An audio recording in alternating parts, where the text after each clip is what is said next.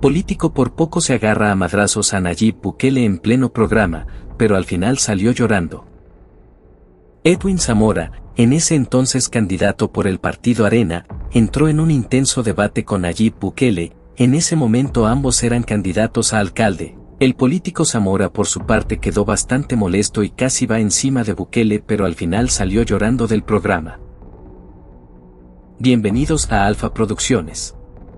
Si te gustaría saber más de esta información, te invito a que te quedes viendo. Pero antes, dale me gusta y suscríbete activando las notificaciones para no perderte de ninguna noticia. Veámoslo de nuevo. Imposible olvidar este tremendo debate en el que Zamora por poco se agarra a madrazos a Nayib Bukele, pero él no se queda atrás y lo hace llorar con su inteligencia. Además que Zamora ya tenía cola que le pise, con las mentiras y falsas promesas que hizo a los salvadoreños. Mientras que, por su parte Nayib Bukele era todo lo contrario, él jamás fue como los políticos de siempre. Durante el recorrer de este debate, se darán cuenta de lo que hablo.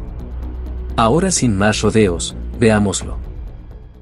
Con gusto le damos la bienvenida al ingeniero Edwin Zamora, candidato del partido Arena. Un gusto tenerlo en Canal 33. Un gusto contigo, Carlos, candidato del FMLN. Gusto saludarlo. También damos la bienvenida a Nayib Bukele. Bienvenido, Nayib. Gracias, Carlos. Un saludo, Sergio, diputado Zamora, y a todos los amigos decirles que agradecerles por tomarse este tiempo para vernos. Yo sé que habían otras opciones que hacer en lugar de ver a dos políticos prometiendo en campaña, pero hay una diferencia muy importante entre el diputado Zamora y su servidor, y es que este servidor ha cumplido todo lo que prometió en la campaña pasada y en la oportunidad que se me dio para servir.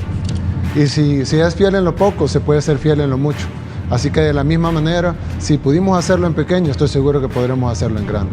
Perfecto, señores, arrancamos este debate político desde ya, comentándoles y les damos la noticia que a partir del día de mañana todo el equipo de trabajo de lo que se diga acá del Centro de Investigación de la Opinión Pública del CIOP sale a las calles a recobrar toda la información de lo que aquí se vertió para el día viernes 13 emitir la segunda y última encuesta de la Universidad Tecnológica.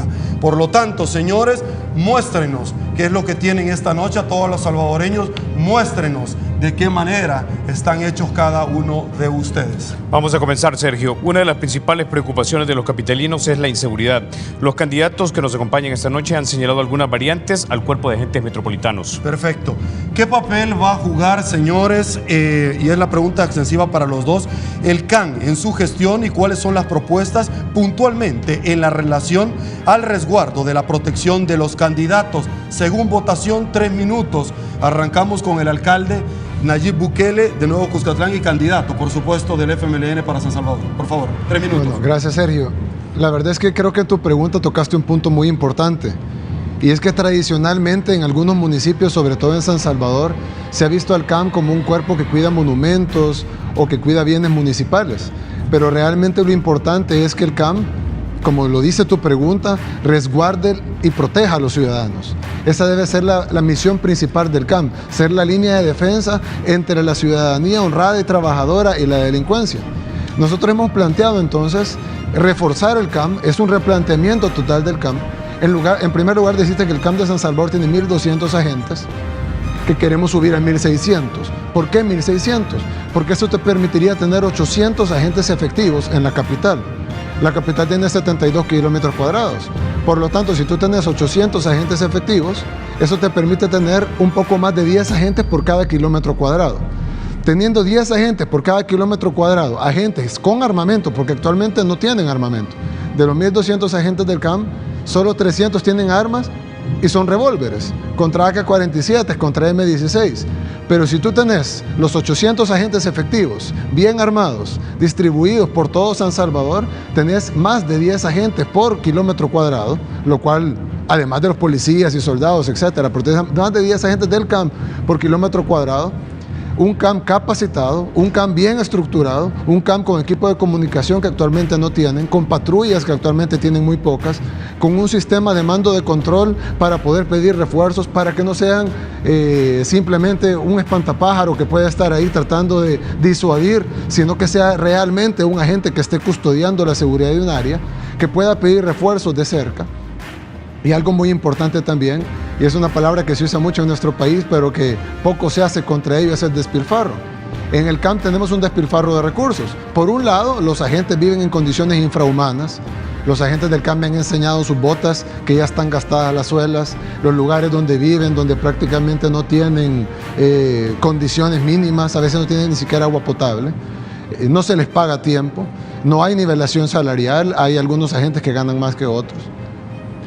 Y haciendo el mismo trabajo. Pero por el otro lado tenés un despilfarro de recursos cuando ocupas al CAM para golpear a la gente honrada en lugar de ocupar al CAM para defender a la gente honrada. O cuando ocupas al CAM para guardaespaldas de altos funcionarios de la alcaldía cuando deberían de estar al servicio de la población. Entonces la gran pregunta aquí es, ¿qué es lo que quiere la población? Un CAM que funcione al 100%, trabajando para usted, cuidando a su familia, cuidando a sus hijos cuando vayan a la escuela, cuidando los buses, cuidándolo a usted cuando va al trabajo, cuando va a la universidad. ¿O queremos un CAM como el que está ahora, desarmado, desarticulado, sin el equipamiento, sin las condiciones para poder generar seguridad? Tiempo. Esta elección se trata de decidir si queremos seguir en un gobierno del FMLN que hemos visto cómo ha fracasado en la seguridad. Ha pasado 6 años, no ha resuelto ni uno de los problemas de seguridad, todo lo contrario, se ha agravado.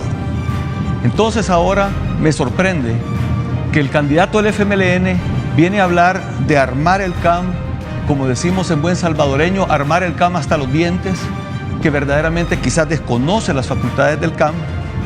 Y sorprendente que haya sido alcalde de Nuevo Cuscatlán y que desconozca las facultades del CAM, pero si la misma política que su partido ha aplicado a nivel nacional, siendo su competencia del gobierno nacional, ¿cómo es posible que ahora él pretenda resolver los problemas de seguridad en la capital? Perfecto, tiempo. Bueno, en primer lugar, diputado, creo que usted se ha confundido. Estas no son elecciones presidenciales, son elecciones de alcalde de San Salvador, y el que ha gobernado en San Salvador en todo caso sería su partido. Estas no son elecciones, no es la tercera vuelta presidencial. En segundo lugar, volvemos al tema de los partidos políticos. Parecería que es el tema favorito del diputado. Si queremos hablar de cosas malas de los partidos políticos, yo también pudiera traer una lista de cosas malas de Arena. Pudiera hablar de expresidentes que incluso están presos. Pero yo digo que dejemos eso a un lado. Es decir, aquí no venimos a pelear Arena FMLN. Aquí venimos a ver las soluciones para los capitalinos. La pregunta era, ¿cuáles son las soluciones que le traemos a los capitalinos en cuanto al refuerzo del CAM? Para, como decía la pregunta, proteger y resguardar la vida de los capitalinos. Esa es la pregunta. No son ataques políticos y partidarios que ya no caben en esta discusión, y además, como le repito, no es una elección presidencial, así que eso de estar mencionando el gobierno central creo que está de lado y está de más. Gracias. Bueno, creo que el diputado, de nuevo, le hicieron una pregunta y pasó 3 minutos, bueno, 2 minutos y medio de los 3 minutos que tenía hablando de otras cosas. Claramente va a haber tiempo en el debate para hablar de empleo, de crecimiento económico, de intervención en las comunidades, de arte, cultura, de deportes, de hablar de la juventud, de las mujeres. Pero la pregunta no fue esa, la pregunta fue textualmente, ¿cómo va a utilizar usted el CAM para resguardar y proteger a la familia salvadoreña? Esa fue la pregunta textual. No que usted empezara a hablar de cómo íbamos a generar empleos en la capital. Ya vendrán esas preguntas. De igualmente la tecnología. Le apuesto que vamos a tener esa pregunta y la vamos a realizar en un rato. Pero enfóquese en las preguntas, porque de lo contrario, de nada sirve que se le haga una pregunta, usted contesta con otra cosa, parecería que no tiene una propuesta en cuanto al CAM. Le recuerdo que la pregunta fue textualmente, ¿qué haría usted con el CAM para resguardar a la familia salvadoreña? Tiempo. Edwin, 1 minuto, por favor. Sí. Son soluciones simplistas y nuevamente el tema aquí, amigo televidente, capitalino que nos estás viendo, tratan de hacer ataques personales. Esto no se trata de ataques personales, esto se trata de cómo vamos a resolver los problemas de los capitalinos. Y el que crea que solo armando el CAM va a resolver el problema está muy equivocado. Ya el gobierno del FMLN sacó a la Fuerza Armada y no resolvimos el problema. Hemos reforzado a la PNC y no resolvimos el problema. El problema de la seguridad lo tenemos que resolver con una manera integral, con una visión completa, y tenemos que ir a la raíz del problema. Entonces, dar una respuesta parcial es un error. Hemos pasado 6 años del gobierno del FMLN y no ha resuelto el problema de la seguridad. Yo no sé si el candidato Bukele pertenece o no pertenece al FMLN. Lo veo vestido de turquesa y a veces lo veo a la par de rojos y no sé por qué no toma la identidad. Pero lo cierto es que su gobierno no ha resuelto el problema. Dicen que no hay peor error que aquel que se da cuenta que se ha equivocado y sigue cometiendo el mismo error.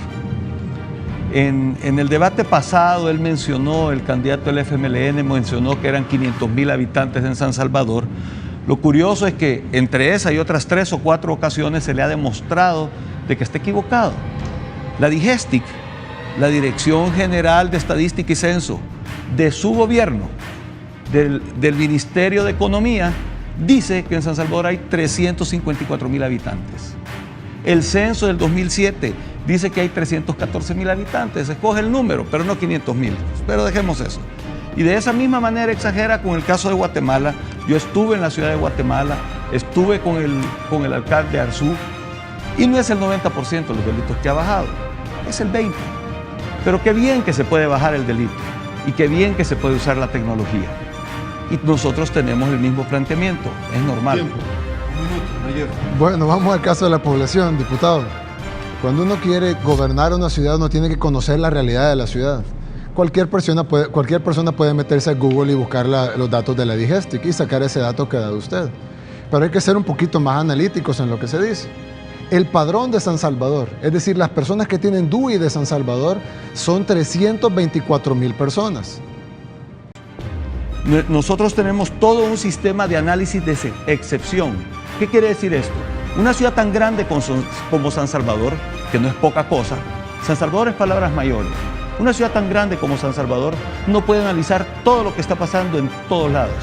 Y efectivamente, los sistemas de reconocimiento que existen en el software actual lo pueden hacer y nosotros tenemos que incorporar esa tecnología. Sería absurdo pensar que no la presentemos. De hecho, en el debate que hubo en la ASI, que lamento que el candidato Bukele no nos haya acompañado, estuvimos los otros 5 candidatos, coincidimos en un sistema muy parecido todos.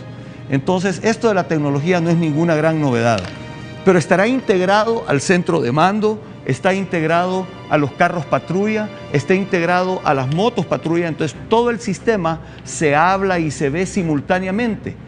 Adicionalmente, los agentes del CAM tendrán dispositivos, pueden ser teléfonos inteligentes, como el iPhone o otros teléfonos, de donde se les manda esta información y de donde ellos mandan información permanentemente.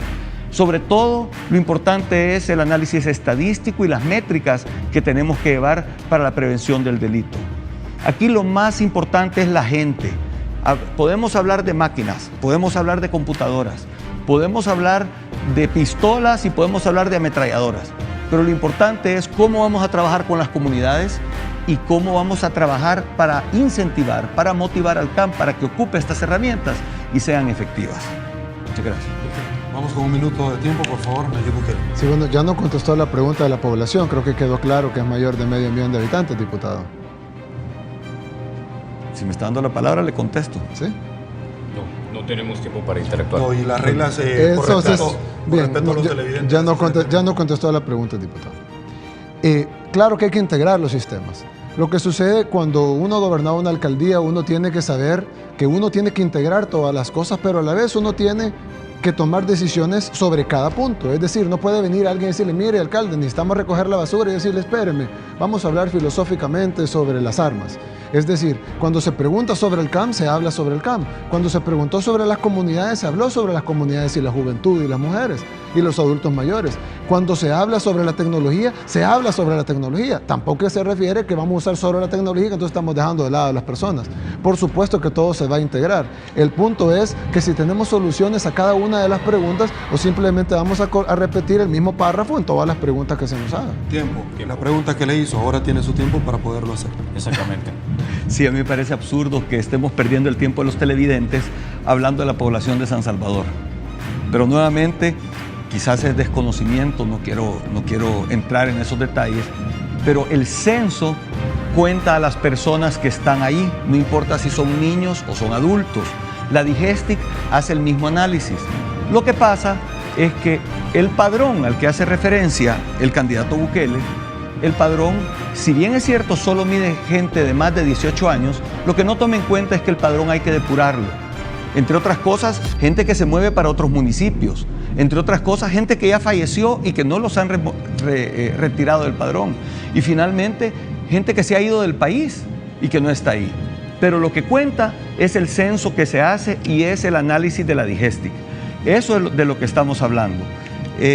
Ahora, ¿que San Salvador maneja más de 350,000 personas? Sí, porque pasa 1,5 millones todos los días por San Salvador. Tiempo, señores. Bueno, aquí hay dos preguntas en una.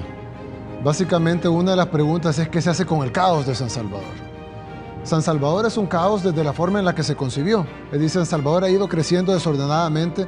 Nadie nos va a dejar mentir que San Salvador es una ciudad gris, insegura, sucia, oscura, y que queremos convertirla en una ciudad limpia, bonita, multicolor, diversa. San Salvador, para darte un ejemplo de este gran caos en el que estamos, el centro de San Salvador se ha convertido básicamente en una gran terminal de abordaje, donde toda la gente de los municipios aledaños tiene que ir a parar al centro de San Salvador para luego dirigirse a otros destinos, algo que es totalmente innecesario. El parque vehicular de salvadoreño, pero la gran mayoría viene a parar a San Salvador, es de 800,000 vehículos, pero crece alrededor de 7% anual. Es decir, que en 10 años ese parque vehicular se va a ver duplicado. Si ya no cabemos en las calles, mucho menos vamos a caber cuando seamos el doble de vehículos. ¿Cuál va a ser la solución? Hacer el doble de calles. No se puede. Entonces, ¿cuál es la solución? La solución es repensar la ciudad. Tenemos que repensar la ciudad en una forma que favorezca al ser humano, que favorezca al peatón, que se recuperen los espacios públicos. En las ciudades avanzadas del mundo, con poblaciones mucho más grandes que las nuestras, se ha repensado todo en función de la persona, en función del ser humano. Nosotros a veces no nos ponemos a pensar lo que le cuesta a una persona en silla de ruedas subirse a un bus, o lo que le cuesta a una persona en silla de ruedas subir la grada de un edificio público o la grada de una escuela. Es decir, hemos concebido las ciudades de una manera productiva, como que si fuéramos simples números o como que si fuéramos cifras, cuando en realidad somos seres humanos que queremos gozar de espacios públicos, queremos tener parques, queremos tener esparcimiento sano, queremos poder... Me decía una persona, voy a una calle, pero si quiero cruzar con mi cochecito no puedo cruzar, porque no hay forma de cruzar por una calle y hay una pasarela, pero la pasarela tiene gradas y yo voy en un coche, llevo a mi bebé en un coche. Entonces la ciudad no está pensada en pro de los seres humanos. Tenemos que pensar la ciudad en pro de los seres humanos para poder ordenarla de una manera humana, de una manera que ponga primero a la persona, que ponga primero al espacio público y al peatón y luego al parque vehicular. Con el tema de los vendedores, mal llamados vendedores informales, tenemos que entender primero que es un problema social en donde llegan del 70 al 80% de todas las personas económicamente activas que no encuentran oportunidades en el sector formal. Nosotros tenemos que brindarles, ellos están de acuerdo a reordenarse, ellos mismos piden el reordenamiento, ellos mismos piden formalizarse, pero ellos no quieren que les destruyamos su negocio o que les destruyamos el capital construido en toda su vida. Ellos quieren opciones viables para que ellos puedan mantener a su familia. Si nosotros les damos estas opciones viables, ellos van a aceptar el reordenamiento, de hecho ellos mismos lo van a pedir, pero tienen que ser opciones viables, concretas y reales. Nosotros hemos planteado un eje económico totalmente que se basa en varios puntos, pero principalmente en dos pilares que tiene que tener abajo para sostenerse este eje económico. Uno de ellos es la seguridad y uno de ellos es la educación. El error, amigo y amiga, en gobiernos anteriores de derecha, de izquierda, de los partidos políticos que el diputado quiera, el error que siempre ha habido es que se ha puesto al inversionista primero, se ha puesto a la infraestructura primero y no se ha puesto a lo que es siempre principal, que es el ser humano. Si nosotros, incluso el diputado cuando era maquilero, propuso una ampliación de las horas laborales para que podamos competir entre, tal vez la gente quiere invertir en El Salvador porque la gente es más barata y trabaja más y puede ser más explotada. La realidad es que esa carrera nunca la vamos a ganar porque siempre va a haber un país más pobre y con más hambre que nosotros. Nuestra carrera debe de ser a un país más desarrollado. Debemos de copiar lo bueno de los países desarrollados. inversión en cultura, inversión en arte, inversión en deporte, inversión en nuestra juventud, en nuestras mujeres, en nuestras madres solteras, en nuestros adultos mayores, en nuestros sectores productivos, créditos, cooperativas, mejorar los mercados. Ya lo decía yo antes de cuando usted repitió prácticamente mi spot, mercados donde tengamos iluminados, seguros, con parqueos, con limpieza, con publicidad, estéticos, para que la gente vuelva a los mercados y de esa manera desarrollar la economía. Fomentar los micronegocios con créditos para los micronegocios. Planteamos la creación del Banco de la Gente que da créditos productivos. No estamos hablando de créditos de cientos de miles de dólares, créditos de 100, 200 y 300 dólares para las personas que tienen micronegocios, que tienen sus tiendas, que quieren poner sus emprendimientos, jóvenes que no pueden conseguir un empleo pero que quieren poner un negocio.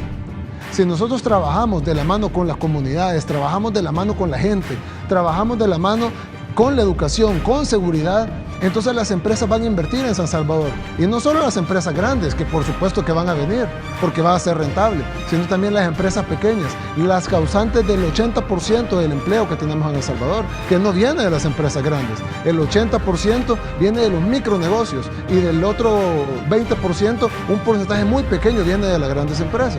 Entonces, venir con el discurso de los 90 de que vamos a traer empresas grandes y va a rebalsar la economía y al final va a beneficiar a los demás, es un discurso que ya está agotado y que ya no funcionó.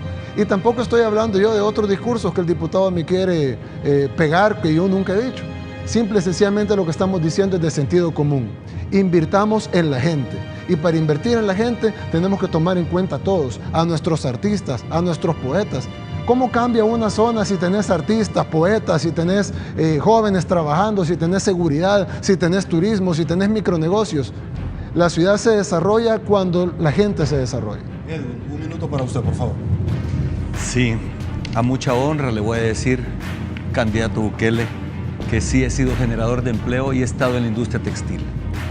Y le puedo decir que en todos los años que estuve allí, nunca tuve una demanda al Ministerio del Trabajo por maltrato laboral. Y le puedo decir que los 10,000 empleados estaban felices de tener un empleo digno y llevar el pan de cada día a su casa. Ahora, lo que usted no sabe, amigo televidente, es que el alcalde Bukele, y digo alcalde porque me refiero que no se ha apartado Nuevo Cuscatlán todavía, tiene una demanda por maltrato laboral y lo tiene una condena en el Ministerio del Trabajo. El reporte del último semestre del Ministerio del Trabajo sale su alcaldía con ese caso por maltrato laboral. Entonces dígame, ¿quién conoce las necesidades de los trabajadores? ¿Alguien a quien demandan o este servidor que jamás demandaron? Tiempo. Tiene un minuto. Yo no tengo ninguna demanda por maltrato laboral. Diputado, le pido que se retracte porque ha hecho una aseveración que no es así. Una cosa es que haya habido alguna demanda dentro de una organización como una alcaldía, que estoy seguro que habrán cientos de esas en San Salvador, y otra cosa es que me hayan demandado a mí por acoso, por abuso laboral. Eso no existe. Número uno. Número dos, con esos 10,000 empleos que se jacta, yo lo he escuchado hasta en comerciales diciendo que creó 10,000 empleos. Diputado, hay algo que se llama jactancia. Crear 10,000 empleos, la empresa Heinz creó 10,000 empleos. Usted no es el dueño de la empresa Heinz. En todo caso, usted es producto de esos 10,000 empleos. Claro, un empleo alto, de ejecutivo, con buen salario, pero usted es uno de esos 10,000 empleos. La empresa Heinz existe en El Salvador desde mucho antes de que usted, cuando usted vivía en Ecuador, ya la empresa Heinz había comprado varias empresas en El Salvador y estaba creando empresas en El Salvador. No venga a jactarse ahora de los empleos que ha creado una transnacional. Usted ha sido producto de esos empleos, debería agradecer su empleo en lugar de jactarse de ellos. Sí. Nuevamente, quien no ha generado empleo y que no conoce la historia, puede decir cualquier mentira. Y de esto se trata esta elección, de mentiras versus verdades, de fantasías versus realidades, de publicidad versus trabajo. He dedicado mi vida a trabajar. Y vaya a platicar con las 10,000 personas que trabajan en Heinz y le van a decir cómo fue la cosa. Vaya a trabajar con ellos y le va a decir cómo fue la cosa y quién fue el que trajo la inversión. Yo ya fui a ver si es cierto lo que él dice de Nuevo Cuscatlán y vi que no era cierto. Pero bueno, atracción de inversión. Atracción de inversión, como lo planteé la vez pasada, es a través de la promotora metropolitana de inversión. Nosotros tenemos que hacer atractivo al municipio para que venga inversión para acá. Si no se hace atractivo el municipio, todos los esfuerzos que se hagan van a ser insuficientes. Va de la mano. Esto es igual como en el debate pasado, recordarán ustedes que nos decían que no se podía hacer nada si no había seguridad. Ahora resulta que es seguridad y educación, o si no, no se puede hacer nada. No, estas cosas van de la mano, seguro. Si nosotros estamos hablando de la Academia Metropolitana de Inglés, estamos hablando de la atracción e inversión. Y mire, me dice diputado despectivamente, yo le voy a decir lo que no hice como diputado. Yo no tengo por qué darle cuentas a usted, al único que le doy cuentas es al pueblo salvadoreño lo que hice como diputado. Lo que no hice fue hacer trinquetes con el alcalde de Nuevo Cuscatlán para quedarme con terrenos, como ha salido publicado. Lo que yo no he hecho es aprovecharme de mi cargo para hacer viajes en primera. Lo que yo sí he hecho es devolver los viáticos. Lo que yo no he hecho es usar PPIs y seguridades pagadas por el Estado porque yo manejo mi propio automóvil. Eso es lo que yo no he hecho. Entonces, la atracción de la inversión hay que hacerla simultáneamente mientras se educa a nuestra gente. No podemos buscar empleos para armar cohetes a la luna si todavía no hemos preparado a nuestra gente. Y no podemos esperar 25 años para conseguirle empleo a la gente. Entonces el tema es atraer la inversión idónea para la educación que tenemos, para las condiciones de nuestro país. Eso es lo que nos tenemos que preocupar porque la gente tiene necesidades que hay que cubrir. Y esas necesidades no se cumplen ni con populismo ni con demagogia. Esas necesidades se cumplen con trabajo, porque el trabajo transforma vidas, el trabajo de esperanza, las oportunidades que se le dan a una familia le da la libertad de escoger su futuro y no la esclavitud de depender de las dádivas de un gobierno que quiere controlar su vida. A través de la promotora metropolitana de inversión vamos a generar condiciones para que haya inversión, particularmente en las micro y pequeñas empresas.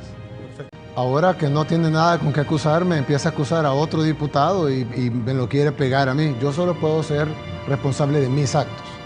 Yo no puedo ser responsable de los actos de diputados de mi partido, así como no le puedo exigir que usted sea responsable de los actos de Francisco Flores. Si del mismo punto usted me va a poner a mí responsable porque un diputado de mi partido ocupa PPI o va en primera, entonces yo lo hago responsable de usted de los 80 millones de dólares que se robó Francisco Flores. Es decir, no caigamos en esa campaña burda, sucia, a la que usted ha querido llevar todo este debate y centrémoslo en la propuesta para los capitalinos, número uno. Ahora, número dos, usted dijo lo que no hizo como diputado, pero se le olvidó decir lo que usted hizo como diputado. Nunca lo ha querido decir, yo se lo voy a decir, amigo y amiga. El diputado Edwin Zamora, que siente que es despectivo ser diputado, votó en contra de la ley del agua, votó en contra del derecho a la alimentación, votó en contra del reconocimiento de los pueblos indígenas, votó en contra del presupuesto para los hospitales, votó en contra del presupuesto para la seguridad, votó en contra del presupuesto para la educación. Tiempo. Vamos con un minuto, por favor, su intervención. Sí, obviamente no le han informado bien porque la ley del agua nunca llegó a votación. Todo lo que usted está diciendo nunca llegó a votación. Entonces no me está diciendo que se votó en contra cuando nunca ni siquiera hubo la oportunidad de votar, porque no se había llegado a un acuerdo en la comisión.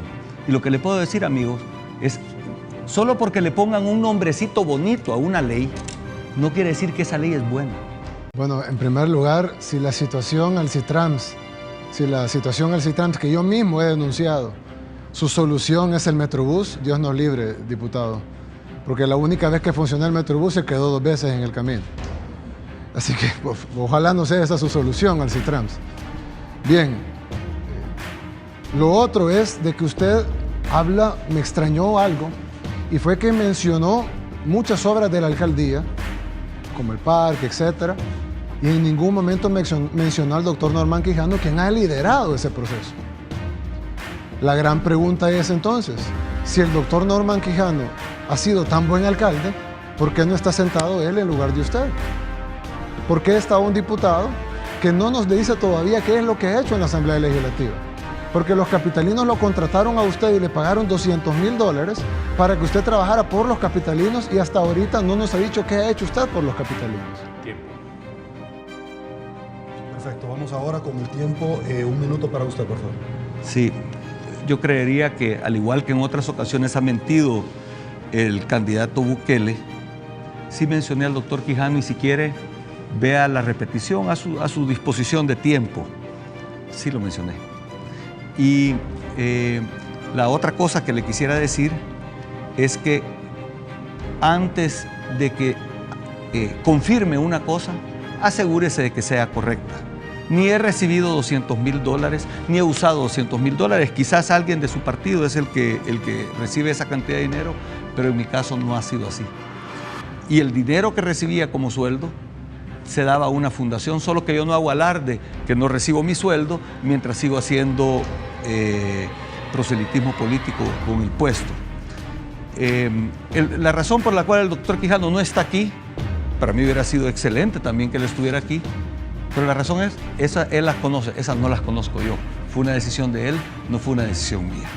Y una de las cosas que a mí me ha parecido muy bien que ha hecho el doctor Quijano es que desde el primer día que él llegó como alcalde, en ningún momento utilizó los colores partidarios para la alcaldía.